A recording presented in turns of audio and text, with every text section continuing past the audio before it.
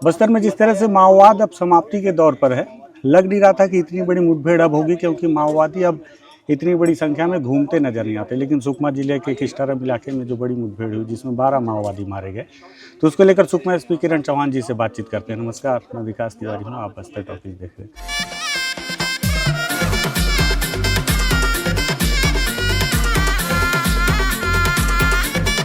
Sir, स्वागत है Bastar talkies में आपका। सर, ये बताएं कि माओवादियों के बारे में जो भी इनपुट मिल रहे हैं, तो उन्होंने खुद इस बात का जिक्र किया है कि अब बड़ी टीम में नहीं घूमना है। तो अभी भी क्या मंगड़ू को इतना कॉन्फिडेंस था कि वो इतनी बड़ी टीम के साथ घूम रहा था? और हाँ, मतलब मंगड़ू उस क्षेत्र में काफ़ी दिनों से सक्रिय था, 40 से ज़्यादा घटनाओं में शामिल था और लगातार सुरक्षा बल डीआरजी, सीआरपीएफ सभी उसके लिए ऑपरेशंस लगातार जारी किए हुए थे।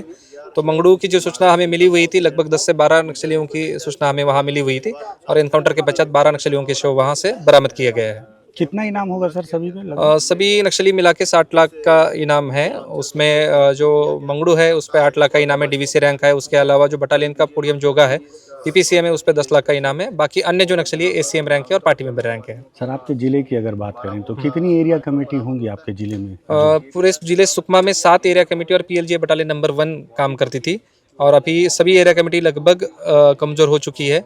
अभी भी कुछ इलाके में नक्सलियों का वावर है, उसके लिए भी हम लगातार अभियान जारी किए, लेकिन सभी एरिया कमेटी की जो स्थिति है आज के दिन में कमज़ोर है।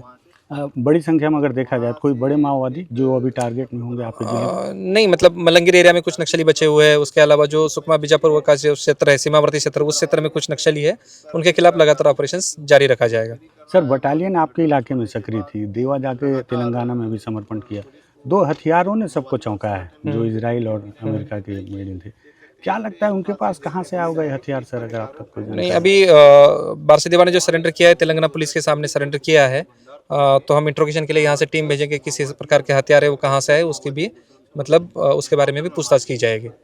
और जो बटालियन का जो क्षेत्र रहा जिला सुकमा में, जिला पुलिस, डीआरजी और सीआरपीएफ द्वारा क्षेत्र में जो लगातार कैंप खोले गए, जो बटालियन नंबर 1 का क्षेत्र था, जैसे रायगुड़म हो गया, पुवर्ती हो गया, टेकलगुड़म हो गया, सलातोंग एक्सिस हो गया, उसके अलावा जो लगातार ऑपरेशन चलाए गए, जो उसके बावजूद एक जो दबाव बनाए, उसके बाद बटालियन को यहाँ से भागना पड़ा। तो जैसे आपने देखा कि बारसीदेवा ने जाके सरेंडर कर दिया, हिडमा आंध्र प्रदेश में मारा गया। सर, अभी कोई इलाका बचा है जो जिसको आप लोग चैलेंज के तौर पर लेते हो कि अब ये इलाका है जिसको हमको टारगेट करना? नहीं, मतलब पूरे ज़िले में ही सुकमा पुलिस और सीआरपीएफ काफ़ी हम लोग अलर्ट रहते हैं ताकि किसी प्रकार की घटना ना हो। मतलब अभी भी जो जिस एरिया में नक्सली बचे हुए उनके खिलाफ लगातार हम लोग ऑपरेशन जारी रखेंगे। मतलब ऐसा कोई इलाका नहीं है जो हम आपको चुनौती लगता होगा, जैसे पहले सोचते नहीं, थे? पूरा नक्सलवाद एक चुनौती को तरीके से हम देखते हैं, ऐसा नहीं कि उनको कमज़ोर देखा जाता है।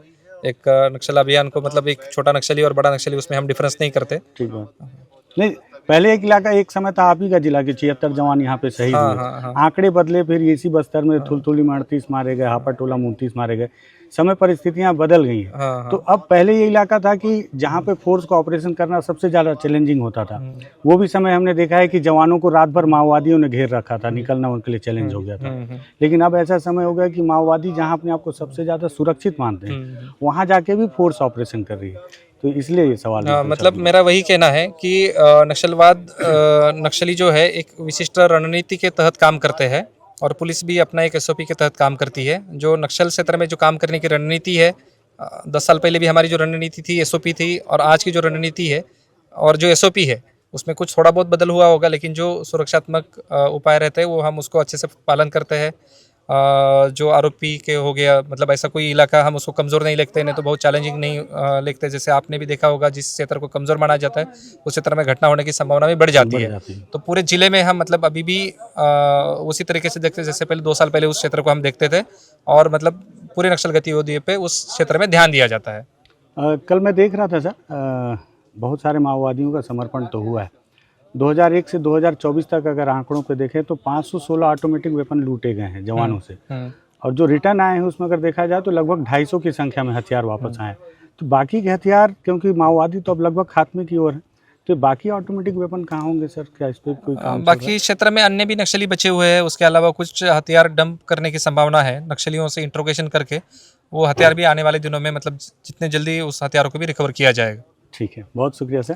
किरण चौहान साहब हैं, सुकमा के एसपी हैं, इनके नेतृत्व में ये सारी मुठभेड़ें चल रही हैं। मुठभेड़ में क्या क्या चीज़ें मिली हैं वो दिखाता हूँ मैं आपको। देखिए ये एक AK-47 है। देखिए सबसे पहले मैं आपको बताऊँ कि मंगड़ू आज हमारे जो कैमरा पर्सन है वो सुकमा के बहुत तेज़ तर्रार पत्रकार हैं, हमारे छोटे भाई हैं, राजा राठौर भाई हैं। तो राजा भाई थोड़ा सा इसको पास से दिखाओ। राजा बता रहे थे, राजा बहुत पुराने अनुभवी, ये बता रहे थे कि भैया जो हथियार चमक रहा होगा मतलब वो माओवादियों का लेटेस्ट यूज़ वाला होगा, और जो हथियार अगर मान लो जंग लगा जैसा होगा तो उसको माओवादी नहीं यूज़ करते, क्योंकि ये बहुत लंबे समय से यहाँ पे काम कर रहे हैं। तो AK-47 है, मंगड़ू कोंटा एरिया कमेटी का था। मुझे बहुत खूब याद है, शायद 2021-21 में मैं, राजा, हम सभी, मंगड़ू और प्रकाश, इन दोनों से एक साथ उसी इलाके में मिले थे बुरुकलंका में। तो AK-47 ये हथियार है, संभवतः ये मंगड़ू का ही रहा होगा।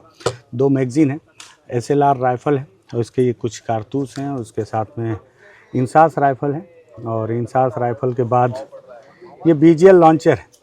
दरअसल BGL लॉन्चर का ये BGL सेल है, बैरल ग्रेनेड लॉन्चर जिसको कहा जाता है। इस BGL लॉन्चर को वहाँ पर फंसा के दागा जाता है। हालांकि ये बहुत सक्सेसफुल उनका हथियार नहीं है, वेपन नहीं है, क्योंकि जब भी इसे माओवादियों ने लॉन्च किया ये ब्लास्ट नहीं हुआ, क्योंकि इसके ट्रिगर में और अंदर में कुछ टेक्निकल फॉल्ट था। कई सीनियर माओवादी कैडर से मैंने बातचीत की तो उन्होंने बताया कि टेक्निकली फॉल्ट की वजह से ये सक्सेस नहीं हो पाया।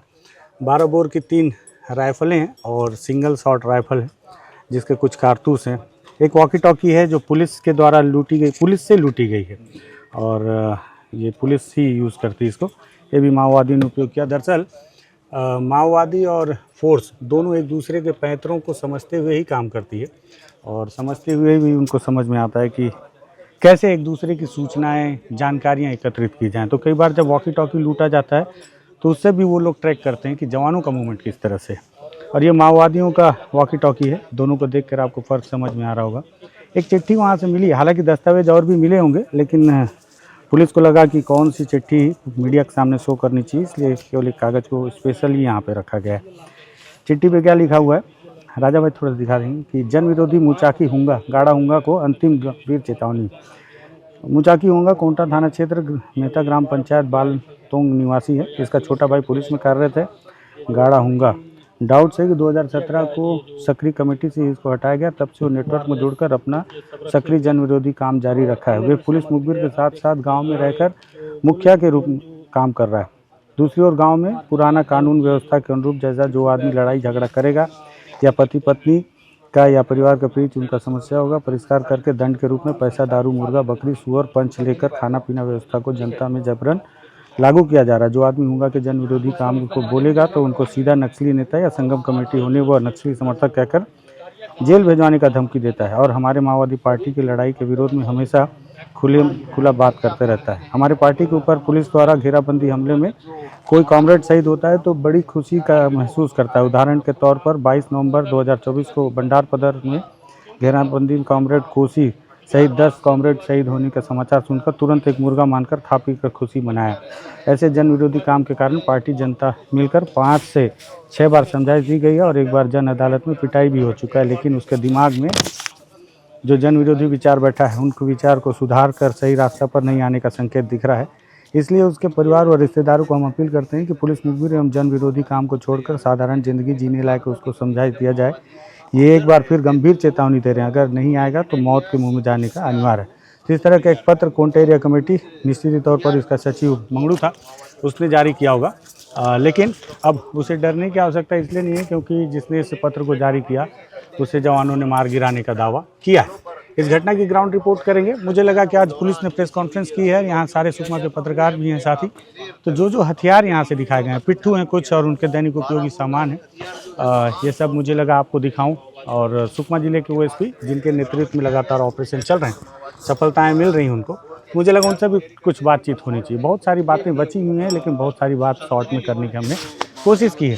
ये छोटी सी जानकारी के तौर पर इस वीडियो को तैयार किए। अगर पसंद आए तो शेयर कर सकते हैं, और लगता है कि ठीक ठाक काम कर रहे हैं बस्तर टॉकीज़ के माध्यम से, कर लेना चाहिए सब्सक्राइब, तो कर सकते हैं। धन्यवाद।